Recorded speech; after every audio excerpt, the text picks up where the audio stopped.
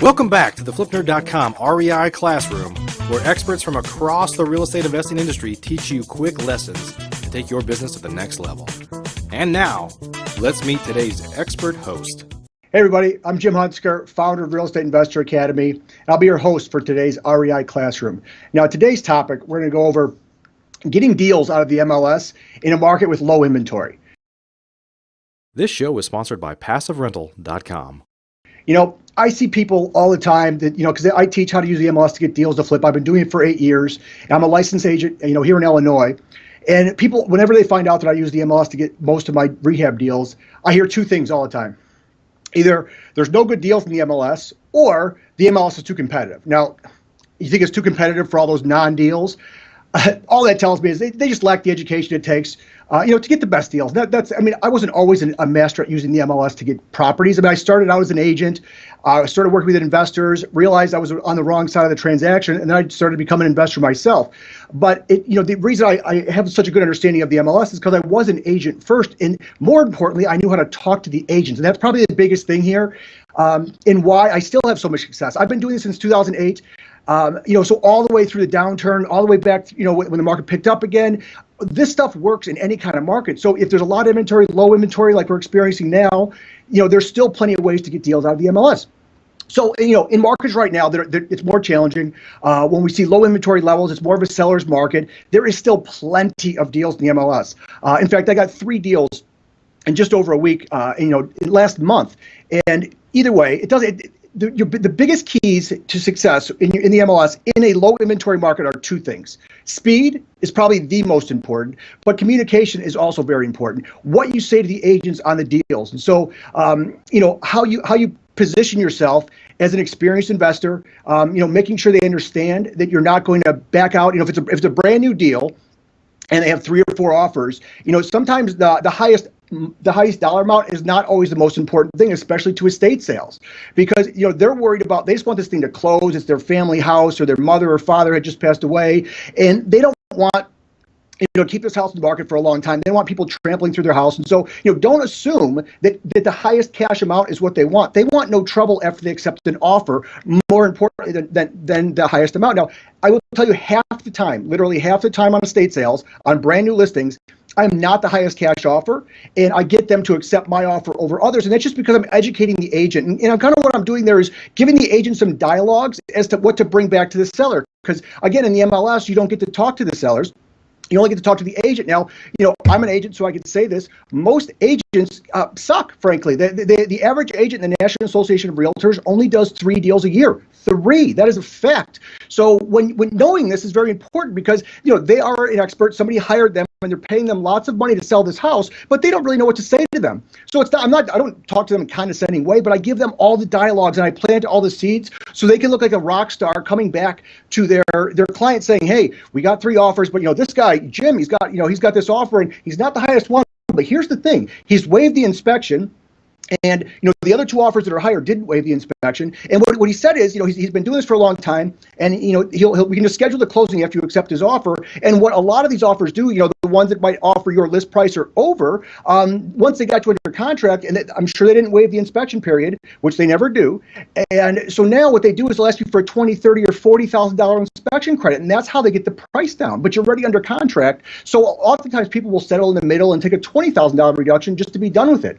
Now, if you call me back in 2 weeks after that happens, my offer might not be good anymore because I don't have unlimited money. I might go buy another listing, which I'm going to do as soon as we have the phone if I kind of get the feeling that, you guys aren't going to accept my offer. Or when you come back to me in 2 weeks, maybe I do still have the money available, but I realize, hey, I can't pay this price now. I actually have to pay $20,000 less too. But today, I can guarantee the price that's on that contract right now, and I can close 2 weeks from today with absolutely no trouble. We can just literally give the contract to the attorneys. Well, in Illinois, we're an attorney state, but literally you accept the offer, and we can just schedule the closing literally 10 days, 14 days, whatever you want. And so having those dialogues to give to the agent, and it's true, by the way. So that makes the agent, it's your job in any kind of market, especially when inventory levels are low, to give information to the agent that he can take back to the seller and say, hey, this is the offer we should take. Because the agent, all he wants to do, he or she wants to do, is get paid, right? So they want your offer to close. They don't want to go through accepting an offer that starts, giving them trouble in 2 weeks, and they got to back out and find another offer. Now their commission is 2, 3, 4,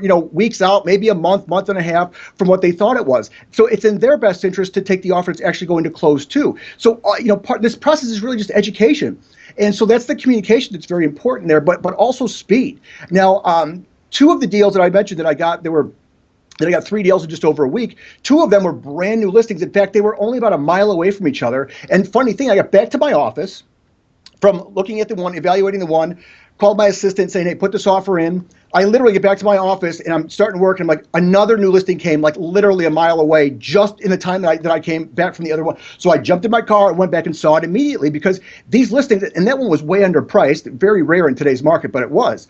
And it was an estate sale, same thing. And again, you just have to have the proper dialogues, but speed, and not just speed of getting the property. That's extremely important, because the best sales in the MLS will go in hours, literally hours. Like my favorite, most profitable deals are gone in hours after they list. Sometimes they might be pre-sold if they're an REO or a foreclosure listing, but estate sales are not pre-sold. Estate sales, it's a very emotional sale. They just want it to be done. So if they get a decent offer that's cash that will close in 2 weeks with no hangups, waive the inspection, you're not giving them any trouble, that's very, very powerful stuff. So again, don't assume that the people want the highest cash offer. In fact, on estate sales, that's usually not the case. They just want a clean, fast closing from somebody who's not going to give them trouble and beat up on their family house. It could have been in the family for 50, 60, 70 years, if the parents were the original owners, which I've experienced that several times.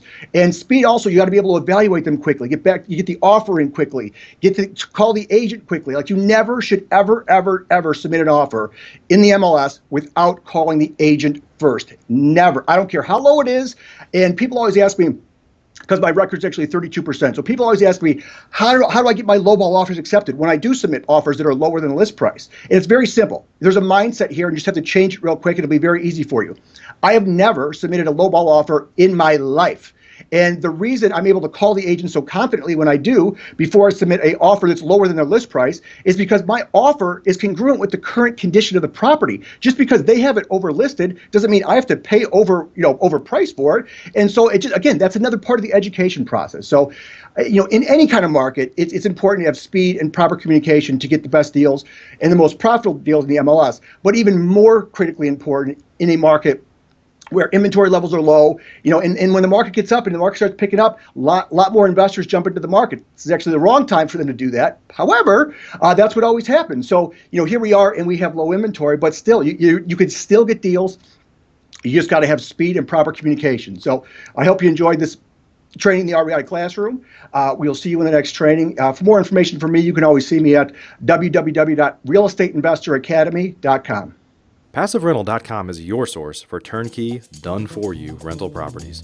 If you'd like to be an investor and not a landlord, please visit PassiveRental.com to learn how to purchase cash-flowing, professionally managed rental properties in the hottest rental markets across the country.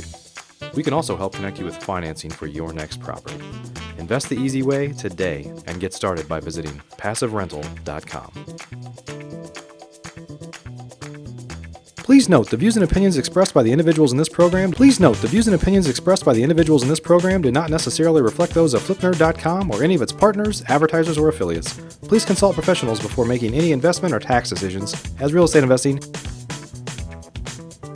Are you a member yet of FlipNerd.com, the hottest real estate investing social community online? If not, you can join for free in less than 30 seconds and get access to hundreds of off-market deals, vendors in your market to help you in your business. And you can start networking with thousands of other investors just like you. Get your free account now at FlipNerd.com.